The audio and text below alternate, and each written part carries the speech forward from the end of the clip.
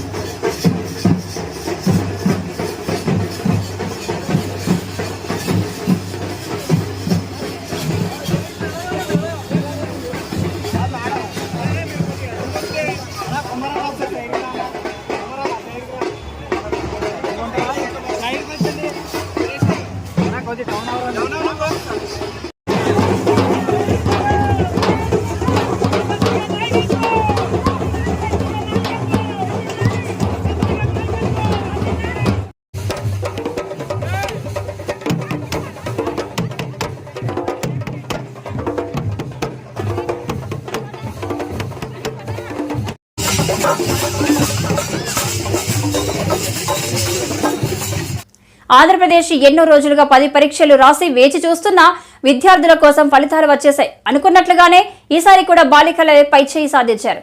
గతేడాది కంటే ఈసారి 14% మేర ఉత్తీర్ణత పెరిగింది. 92.32% ఉత్తీర్ణులైనట్లు పాఠశాల విద్యాశాఖ కమిషనర్ సురేష్ కుమార్ వెల్లడించారు. ధైర్యం ఇవ్వాలి తప్ప వాళ్ళని మళ్ళీ అంటే వాళ్ళతో నెగటివ్గా మాట్లాడి వాళ్ళకు ఏదో తప్పు జరిగిపోయింది అని చక్కగా కాకుండా వాళ్ళని ఎందుకు తప్పు జరిగిందని కరెక్ట్గా విశ్లేషించి మళ్ళీ నెక్స్ట్ సప్లిమెంటరీ పరీక్షలో మళ్ళీ రాసి పాస్ అయ్యేటట్టుగా చేయాల్సిన అవసరం ఉంది. మనకి తెలుసు పరీక్షలు అనేది ఇప్పుడు కూడా మన సిస్టంలో పబ్లిక్ ఎగ్జామ్స్ అనేది చాలా టెన్షన్తో కూడుకున్నది. కానీ అది మారాల్సిన అవసరం ఉంది. పరీక్షలు చాలా అవసరం, కానీ ఒక పరీక్ష మాత్రం కాదు లైఫ్లో సక్సెస్కి. అంటే what you call that not the only measure.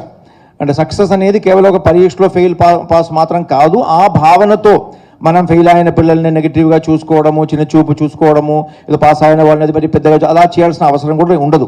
మీకు అందరికీ కూడా తెలుసు, ఈ రిజల్ట్స్ ఆధారితంగా ర్యాంక్ ప్రకటించడం కానీ, ఈ ర్యాంక్ ఆధారితంగా పబ్లిసిటీ ఇవ్వడం కానీ చేయకూడదని చట్టం మనకు ఉంది. 2022లో కూడా ఆ చట్టాన్ని సవరించడం కూడా జరిగింది. మీకు అందరికీ తెలుసు, అది అందరికీ రిమైండ్ చేస్తున్నాను నేను అది కూడా. So don't exaggerate these things. Similarly, those who have not succeeded in the exam also, వాళ్ళకి ధైర్యం ఇచ్చి వాళ్ళకి సపోర్ట్ ఇచ్చి చేయాల్సిన అవసరం ఉంది. మనకు కూడా గవర్నమెంట్ స్కూల్స్లో, గవర్నమెంట్ మేనేజ్మెంట్ స్కూల్స్లో మీకు తెలుసు, lot of remedial classes were taken by the teachers. అది పీరియాడిక్గా జరిగిన అసెస్మెంట్ ఆధారంగా ఎవరైతే పిల్లలు కొద్దిగా వెనకబడి ఉన్నారో వాళ్ళకి రెమెడియల్ క్లాసెస్, లెర్నింగ్ ఇంప్రూవ్మెంట్ కోసం క్లాసెస్ పెట్టడం జరిగింది. ఆ రకంగా ఎవరైతే కొద్దిగా వీక్గా ఉన్నారో వాళ్ళని మనం గుర్తించి సపోర్ట్ చేసి ఎంకరేజ్ చేసి వాళ్ళకి మంచి శిక్షణ ఇస్తే ఖచ్చితంగా వాళ్ళందరూ కూడా పాస్ అవుతారనే దానికి ఒక నిదర్శనం అది. సో ఆ రకంగా మీరు ఇది పాజిటివ్గా చూసుకోవాలి. అందరికీ రిక్వెస్ట్ చేస్తున్నాం. మీరు ప్రశ్నలు అడిగే కంటే ముందు నా ఒక రిక్వెస్ట్ ఉంది మీకు అందరికీ. ఇప్పుడు మీకు అందరికీ తెలుసు మోడల్ కోడ్ ఆఫ్ కండక్ట్ అమల్లో ఉంది కాబట్టి దయచేసి కేవలం ఈ ఎస్ఎస్సి పరీక్షలకు సంబంధించిన అంశాలకి మాత్రం పరిమితం చేయండి. మీ యొక్క ప్రశ్నలు వేరే జర్నలిస్టిక్గా పొలిటికల్ యాంగిల్తో ఉన్న ప్రశ్నలు ఏమి దయచేసి అడగకండి అని మీకు అందరికీ రిక్వెస్ట్ చేస్తున్నాం. Thank you. అక్కడ మైక్ ఇవ్వండి. మైక్ అది తెలియదు. జిల్లాలు 0% వచ్చిన జిల్లాలు ఏమీ లేదండి. 17 స్కూల్సే అంటే అది స్కూల్ లిస్ట్ ఇస్తాము. జిల్లా పరిషత్ ఫస్ట్ చెప్పారు, లాస్ట్ చెప్పాను. అన్ని 12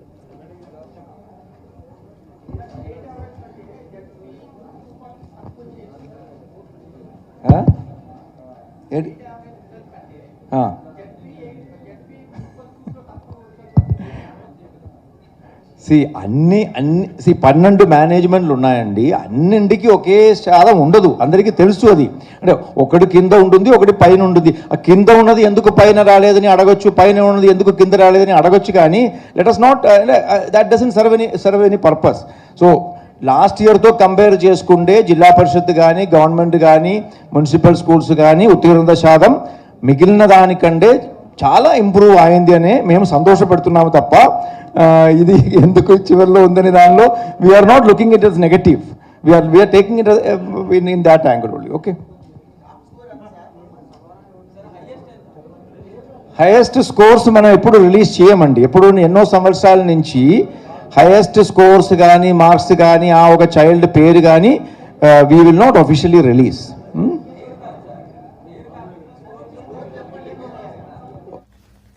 ఏపీలో బియ్యం మాఫియాపై ఎన్డీఏ నేతలు తీవ్రస్థాయిలో విరుచుకుపడ్డారు. ప్రజా పంపిణీ వ్యవస్థలో భారీ దోపిడీ, 50,000 కోట్ల పైమాటే అని ఎన్డీఏ నేతలు మర్రెడ్డి శ్రీనివాసరెడ్డి, లంకా దినాకర్, శివశంకర్లు వ్యాఖ్యలు చేశారు. సోమవారం కూటమి నేతలు మీడియాతో మాట్లాడుతూ వెంటనే ఒక 6-7 మాసాల పాటు దాంట్లో పంచదారని అదేవిధంగా కందిపప్పుని కొనసాగించాడు. తర్వాత మళ్ళీ 4 మాసాలు గ్యాప్, తర్వాత 2 మాసాలు ఇచ్చాడు.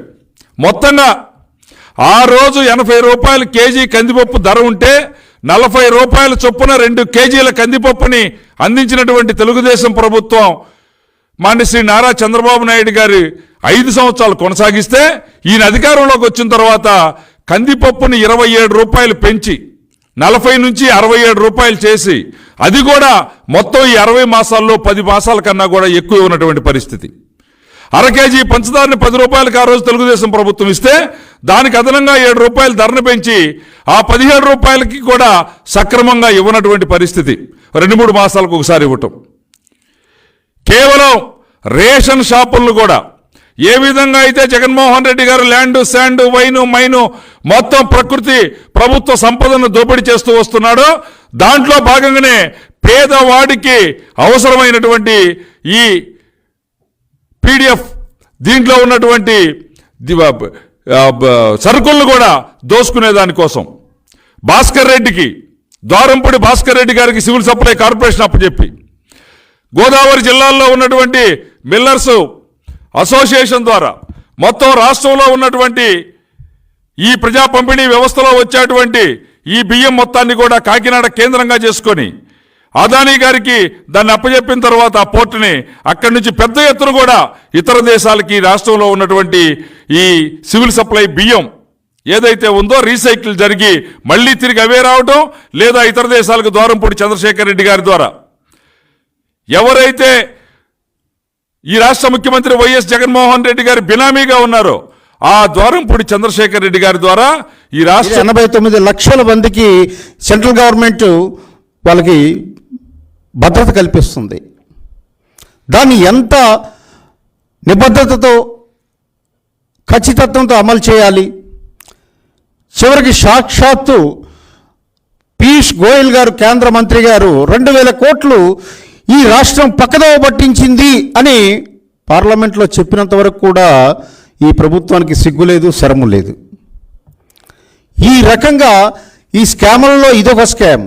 దీనికి ఖచ్చితమైనటువంటి ఎవిడెన్స్ మనం తీసుకున్నట్లయితే millers fake bank guarantee challans అదొక స్కామ్ బయటకు వచ్చింది. అంటే సివిల్ సప్లైస్ కార్పొరేషను ప్యాడీ ఇస్తుంది మిల్లర్లకి.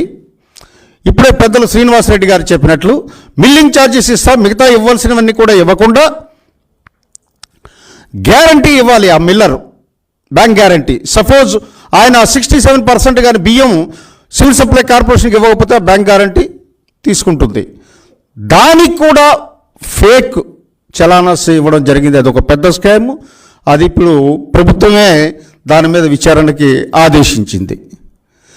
అలాగే సర్ప్రైజింగ్గా నెల్లూరు జిల్లాలో ఒక కంప్యూటర్ ఆపరేటర్ మిస్టర్ సండేపూడి శివకుమార్ అనే వ్యక్తి ఏసీబీ రైడ్ చేస్తే వాళ్ళ ఇంటర్నల్ ఆడిట్లో తేలింది ఏమిటి అని అంటే 29 కోట్లు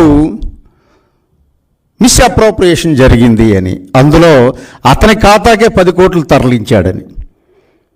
అంటే ఒక జిల్లాలో పరిస్థితి ఇది. పూర్తి ఆధారాలతోనే మాట్లాడుతున్నాం కూటమి నాయకులు అందరం కూడా. ఈ ఆధారాలు ఖచ్చితంగా స్కామ్ జరిగింది, అవినీతి జరిగింది.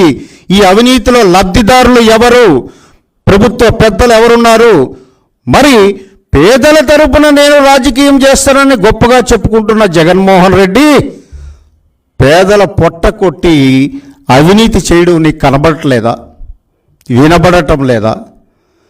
ఏమంటే పేదలు పెత్తందారులకి క్లాస్ వార్ అని అంటావు, పేదల పొట్ల కొడుతున్నావు. ఓన్లీ రైసే ఇస్తున్నావు. ఇప్పుడు మిగతావి పంచదార కానీ కందిపప్పు కానీ ఏవి రేషన్స్లో ఇవ్వటం లేదు. అనేటటువంటి ఉద్దేశంతో గరీబ్ కళ్యాణ అన్న యోజనని కేంద్ర ప్రభుత్వం నరేంద్ర మోడీ గారి సారథ్యం డిప్యూటేషన్ పై వచ్చింది తాడేపల్లి ప్యాలెస్. ఆదేశాలు అమలు చేయడాక టీడీపీ రాష్ట్ర అధికార ప్రతినిధి నీలాయపాలెం విజయ్ కుమార్ మీడియా సమావేశం. 18 మంది 18 మెంబర్స్ రాష్ట్రానికి కేంద్రం నుంచి వివిధ సివిల్ సర్వీసుల ద్వారా డిప్యూటేషన్ మీద రాష్ట్రానికి గత 5 ఏళ్లలో వచ్చారు. యాజ్ యూజువల్గానే మామూలుగానే సాధారణంగా రాష్ట్రంలో 5 సంవత్సరాలు జరిగేట్టు కానీ ఈ 18 మందిలో భీమభాగం మెజారిటీ వాళ్ళు మనోళ్ళే, ఒకే సామాజిక వర్గానికి చెందిన వాళ్ళు. 18 మందిలో 10 మంది రెడ్లు. డైరెక్ట్గా మాట్లాడుకుంటాం, ఎందుకు ఊరికే ఈ సామాజిక వర్గం ఇట్లా మాట్లాడేందుకు. డైరెక్ట్గా మాట్లాడుకుంటే 18 మందిలో 10 మంది రెడ్లు, మిగతా 8 మంది వేరే వేరే కాస్ట్ల వాళ్ళు. ఈ 10 మంది ప్లస్ ఇంకొక 2-3 అందరూ 18 మంది అని చెప్పను కానీ మెజారిటీ వాళ్ళు గత 5 సంవత్సరాలుగా లేకపోతే వాళ్ళు వచ్చినప్పటి నుండి ఖచ్చితంగా ఈ ప్రభుత్వానికి అనుకూలంగానే చేస్తున్నారు. ఖచ్చితంగా ఈ ప్రభుత్వానికి ఏవైతే అనుకూలంగా ఉంటుందో, ఎలా చేస్తే వాళ్ళకు డబ్బు సంపాదించి పెట్టాలో, ఏ విధంగా చేస్తే వైకాపా ప్రభుత్వానికి సహాయకారిగా ఉంటుందో ఆయా విధంగా ఈ డిప్యూటేషన్ నుంచి వచ్చిన వాళ్ళు చేస్తున్నారు. ప్రభుత్వ అధినేతలు చెప్పేట్టు చేస్తూ తమకు డెప్యుటేషన్ ఛాన్స్ ఇచ్చేందుకు, తమ సొంత రాష్ట్రంలో పనిచేయనిచ్చేందుకు లాయల్టీగానేమో తెలియదు కానీ వాళ్ళు చెప్పిన దానికల్లా తలుపుతూ చెప్పిన చోట్ల సంతకం పెడుతూ వైకాపాకి పూర్తి స్థాయి అనుకూలంగా చేస్తున్నారు. ఇప్పటికే ఎలక్షన్ కమిషన్ ఒక వ్యక్తిని అంటే APBCL Andhra Pradesh beverage corporation limited యొక్క విసిఎన్ ఎండి ఆయన్ని ట్రాన్స్ఫర్ చేసింది. టీడీపీ పార్టీ కోరేది ఏంటంటే మిగిలిన వాళ్ళు కూడా పరిశీలించాలి, మిగిలిన వాళ్ళు చేసిన పనులు కూడా అబ్జర్వ్ చేయాలి. వాళ్ళు చేసిన ప్రకారం వాళ్ళు ఉంటే ఈ ఎలక్షన్ సక్రమంగా జరగవు. ఎందుకంటే కీలకమైన శాఖలన్నీ వాళ్ళ దగ్గర ఉన్నాయి. వైన్లు, మైన్లు, శాండు, ఫైనాన్సు, అడ్వర్టైజ్మెంటు, ఇట్లా ప్రతి ఏదైతే కీలకంగా ఉంటుందో ఆ కీలకంగా ఉన్న శాఖలన్నీ రాష్ట్రంలోని ఐఏఎస్ కేడర్లకు ఇవ్వకుండా డెప్యుటేషన్ మీద ఐఏఎస్ కాని వాళ్ళు ఎవరు, ఈ 18 మందిలో ఎవరు ఐఏఎస్ కాదు, ఐఏఎస్ కాని వారికి ఐఆర్టీఎస్ లాంటి సివిల్స్లో నెక్స్ట్ స్థాయిగా చెప్పబడే ఇట్లాంటి చిన్న దీనికి చెందిన వాళ్ళని ఐఏఎస్ తత్సమాన హోదా అంటూ ఒక సౌలభ్యాన్ని పెట్టి వాళ్ళందరినీ మనోళ్ళని ఏరి బాగా చూసి వాళ్ళని రాష్ట్రానికి డిప్యూటేషన్ తెచ్చుకున్నారు. ఈ 5 సంవత్సరాలుగా కాలం గడుపుతున్నారు. అసలు ఈ డెప్యుటేషన్ ఏంటి అంటే ఒక 2 ముక్కల్లో మాట్లాడుకుందాం. సివిల్ సర్వీస్లో ఐఏఎస్, ఐపీఎస్, ఇండియన్ ఫారిన్ సర్వీస్తో పాటు ఐఆర్ఎస్ ఇట్లాంటి వాటితో పాటు కేంద్ర ప్రభుత్వ సర్వీసులకు చెందిన డిఫెన్స్, దెన్ ఎస్టేట్ సర్వీసులు, ఐఆర్టీఎస్లు అంటే ఇండియన్ రైల్వే సర్వీస్ లాంటివి ఉంటాయి. వీళ్ళకు కూడా కేంద్ర ప్రభుత్వ స్థాయిలోనే ఎంపికలు జరుగుతాయి. వీళ్ళలో కొన్ని సర్వీసులు ఐఏఎస్లకు తత్సమాన సర్వీసులు, ఐఏఎస్ సర్వీస్ కానీ తత్సమానమైన సర్వీసులు అంటూ చట్టంలో చెప్పారు. రాష్ట్రాలు కావాలనుకుంటే వీళ్ళని తమ రాష్ట్రానికి డిప్యుటేషన్ మీద, అంటే ఇక్కడ షార్టేజ్ వచ్చిందంటే ఇప్పుడు 2014లో బైఫర్కేషన్ అయినప్పుడు తెలంగాణ రాష్ట్రంలో ఐఏఎస్ షార్టేజ్ ఉంది కాబట్టి బయటకు తెచ్చుకున్నారు. అట్లా షార్టేజెస్ ఏర్పడినప్పుడు వాళ్ళని కొన్ని రోజులు 5 సంవత్సరాలకు పెంచకుండా డెప్యుటేషన్ మీద తెచ్చుకోవచ్చు అంటూ ఒక రూల్ ఉంది. ఈ పర్టికులర్ రూల్ని, ఈ సౌలభ్యాన్ని వైకాపా పూర్తిగా వాడుకొని ఏ రకమైన షార్టేజెస్, ఐఏఎస్ షార్టేజ్లు ఎక్కువ ఉన్నారు మన దీంట్లో, ఐఏఎస్ షార్టేజ్లు ఏ విధంగా లేకపోయినప్పటికీ డైరెక్ట్ ఐఏఎస్లు అయితే తమ మాట వినరేమో అనే దీంతో ఎవరైతే ఏరి కోరి ఏ రాష్ట్రాల్లోనో కేంద్ర ప్రభుత్వ సర్వీసులో వివిధ రాష్ట్రాల్లో పనిచేసే తమ వాళ్ళను ఏరి కోరి తెచ్చిపెట్టుకున్నారు. ఓకే, ఎక్కువ మంది డెప్యుటేషన్ వచ్చిన వాళ్ళు ఐఆర్టీఎస్లు, ఇండియన్ రైల్వే పర్సనల్ సర్వీసులు, ఈ డిఫెన్స్ ఎస్టేట్లు లాంటి మనకు ఎవరికి పెద్దగా వినని సర్వీసులు. ఆయా రాష్ట్రాల్లోని ప్రభుత్వ పెద్దల్ని అడ్డుపెట్టుకొని ఇక్కడే సొంత రాష్ట్రంలో చాలా కాలంగా కీలక పదవుల్లో తిష్టవేస్తున్నారు. Land, wine, mine, sand, advertisement, finance, revenue intelligence లాంటి కీలకమైన శాఖలు. సీఎం వైఎస్ జగన్ యాత్రకు ప్రజలు తండోపతండాలుగా రావడం చూశాక వార్ వన్ సైడ్ అని కూటమికి అర్థమైంది. చంద్రబాబు, లోకేష్ పెద్ద అవినీతి పరులని మోదీనే చెప్పారు. ఆయనకే చెప్పి వారిద్దరికీ మంచి జైలు కట్టడించి తమ సంఘీభావం తెలియజేశారు. ఎంత చక్కగా విశాఖపట్నం అభివృద్ధి చేస్తూ ఉన్న జగనన్నకి తన కృతజ్ఞతలు ప్రతి ఒక్కరూ వచ్చి తెలియజేసుకోవడం జరిగింది. ఒకవైపు బంగాళాఖాతం ఉంటే ఇంకోవైపు జన సముద్రం కనిపించి విశాఖపట్నంలో 2 సముద్రాలు నేను కనిపించిన పరిస్థితి మనం చూసాం. అలాగే ఒక్క ఈ జిల్లానే కాదు, ఉత్తరాంధ్రలో 3 రోజులైంది ప్రవేశించి, అప్పటి నుంచి కూడా పాయకరావుపేట నుంచి కూడా అడుగడుగున జన నీరాజనం కనిపిస్తూ ఉన్న పరిస్థితి. దీనికి ఒకటే కారణం ఏంటంటే ఇంత చక్కటి పరిపాలన అందించారు, ఇంత గొప్ప పరిపాలన అందించారు, ఇలాంటి ముఖ్యమంత్రి మళ్ళీ మాకు కావాలి, దానికి మేము కృతజ్ఞత తెలియజేసుకోవాలి, మేము సంఘీభావం తెలియజేయాలని ప్రజలు స్వచ్ఛందంగా తరలి వచ్చే పరిస్థితి మనం చూసాం. అలాగే తీసుకుంటే ప్రతి జిల్లాలో కూడా ఇదే విధమైన జనసందోహం మనకు కనిపిస్తూ ఉంది. అక్కడ తీసుకుంటే కడప ప్రజలు కన్న ప్రేమను చూపించారు జగనన్న మీద. కర్నూలు ప్రజలు తమ కమిట్మెంట్ ఎలా ఉంటుందో జగనన్న మీద చూపించిన పరిస్థితి. అలాగే అనంతపురం ప్రజలు తీసుకుంటే అంతులేని అభిమానం చూపించిన పరిస్థితి మనం చూసాం. అలాగే చిత్తూరు ప్రజలు తమ చిత్తశుద్ధి జగనన్న మీద ఎలా ఉంటుందో జనసందోహం తరలి వచ్చి చూపించడం జరిగింది. అలాగే నెల్లూరు ప్రజలైతే తమ నిబద్ధత జగనన్న మీద ఎలా ఉంటుందో చూపించారు. అలాగే ప్రకాశం ప్రజలు మనం చూసాం, విపరీతమైన అభిమానంతో జనసందోహంలా వచ్చి జగనన్నకు మహిళలతోని, వృద్ధులతోని పథకాలు అందుతున్నాయా అవన్నీ ప్రత్యక్షంగా కనుక్కుంటూ ఉంటే నాకైతే అప్పుడు కథలు చదువుకున్నది ఈరోజు ప్రత్యక్షంగా చూస్తున్నామా అనిపిస్తూ ఉంది. తెలుగుదేశం పార్టీ అయినా, జనసేన అయినా, పవన్ కళ్యాణ్ గారు, చంద్రబాబు నాయుడు గారు వాళ్ళ మీటింగ్స్లో తీసుకుంటే ఇనుపు కంచెలు 1/2 కిలోమీటర్ మేర ఇనుపు కంచెలు వేసుకొని మీరు మీటింగ్స్ పెడతారు. మీరు పరదాలని మా జగనన్న అంటూ ఉంటే మీరు వచ్చి ఒకసారి చూడాల్సిందిగా తెలియజేస్తూ ఉన్నాను. పవన్ కళ్యాణ్ గారు ఎంత ఘోరం అంటే వాళ్ళ జనసేన పార్టీ ఆఫీస్లో ఆ వీర మహిళలతో జరిగే మీటింగ్స్లో కూడా బారికేడ్స్ పెట్టుకొని అతను మీటింగ్స్ పెడతారు. అతను మా జగనన్నని పరదాలు అంటూ ఉంటే ప్రజలు నవ్విపోతూ ఉన్నారు. అంతేకాకుండా పవన్ కళ్యాణ్ గారు ఇంకోటి కూడా చెప్తూ ఉన్నారు, ఏంటి మోడీ గారికి చెప్పట జైలు కట్టిస్తారట, జైల్లో పెట్టిస్తారట మా జగనన్నని. అసలు మోడీ గారే స్వయంగా మీ చంద్రబాబు నాయుడు గారి గురించి అవినీతి పరుడు అన్న విషయం మీరు మర్చిపోవద్దు పవన్ కళ్యాణ్ గారు. ముందు పెడితే అతని కోసం జైలు కట్టించండి చంద్రబాబు నాయుడు గారి కోసం. మీరు స్వయంగా లోకేష్ గారిని అత్యంత పెద్ద అవినీతి పరుడు అన్నారు, అతని కోసం జైలు కట్టించండి. జైల్లో ఉన్న చంద్రబాబు నాయుడు గారికి మీరు మద్దతు తెలియజేశారు, మీరు కూడా వాళ్ళతో పాటు జైలుకి వెళ్తారు.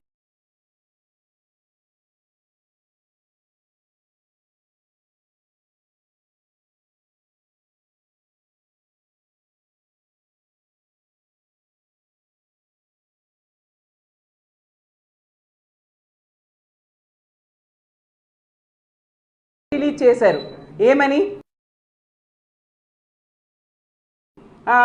నాకు ఎవరు, నేను ఫోటోలు దిగను, ఎవరికి షేక్ హ్యాండ్స్ ఇవ్వను అనేసి మీరు మా జగనన్నని కామెంట్ చేస్తున్నారు.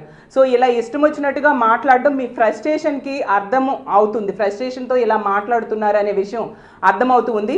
కానీ ఇలాంటి తమ పార్టీ అధికారంలోకి వచ్చాక వైసీపీ హయాంలో అదృశ్యమైన యువతుల ఆచూకీ కనుక్కొని వారి కుటుంబ సభ్యులకు అప్పగిస్తామని నారా లోకేష్ హామీ ఇచ్చారు. ఎన్నికల ప్రచారంలో భాగంగా మంగళగిరి కాజాలోని ఏఆర్ అపార్ట్మెంట్ వాసులతో నారా లోకేష్ సమావేశమై మాట్లాడారు.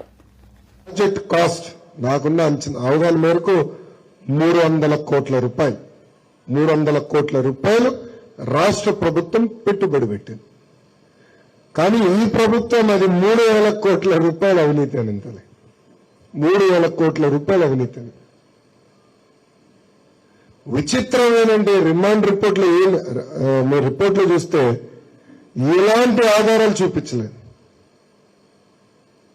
ఏదైతే డబ్బులు పోయినాయన్నారో, చంద్రబాబు నాయుడు గారు డబ్బులు వచ్చినాయన్నారో, ఎలాంటి ఆధారాలు లేకుండా 53 రోజులు జ్యుడిషియల్ రిమాండ్ పంపించారు.